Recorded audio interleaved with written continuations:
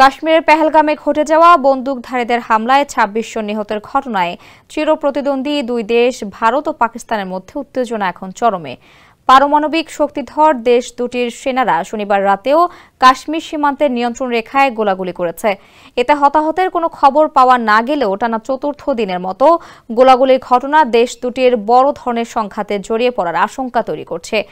এমন উত্তেজনাকর পরিস্থিতির মধ্যেই রোববার ভারতের নৌবাহিনী ক্ষেপণাস্ত্র ধ্বংসের মহড়া চালানোর কথা জানিয়েছে, যা সংঘাতের শঙ্কা আরও বাড়াচ্ছে। কাশ্মীরের ঘটনা ছিল প্রায় 2 দশকের মধ্যে বেসামরিক নাগরিকদের সবচেয়ে ভয়াবহ হামলা। এর ফলে ভারতে পাকিস্তানের বিরুদ্ধে তীব্র ক্ষোভ জন্ম নিয়েছে এবং দেশটির বিরুদ্ধে কঠোর পদক্ষেপের দাবিও উঠেছে। যমুনা ইলেকট্রনিক্স ঈদে ডাবল খুশি অফার সিজন 3, যে কোনো পণ্য কিনলেই পাচ্ছেন নিশ্চিত ঈদ উপহার। এরই মধ্যে হামলার পরদিনে ভারত ৬৫ বছরের পুরানো সিন্ধু পানি চুক্তি স্থগিতের ঘোষণা দেয়। ওদিকে পাকিস্তানও ভারতের সঙ্গে বাণিজ্য বন্ধের পাশাপাশি তাদের আকাশ সীমা বন্ধ করে দিয়েছে।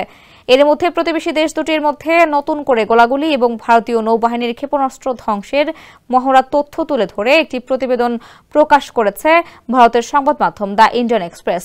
ভারতের নৌবাহিনী জানিয়েছে, তারা দূরপাল্লার নির্ভুল লক্ষ্যবস্তুতে হামলা চালানোর জন্য প্ল্যাটফর্ম সিস্টেম এবং ক্রুদের প্রস্তুতি যাচাইয়ের জন্য মহড়া চালিয়েছে।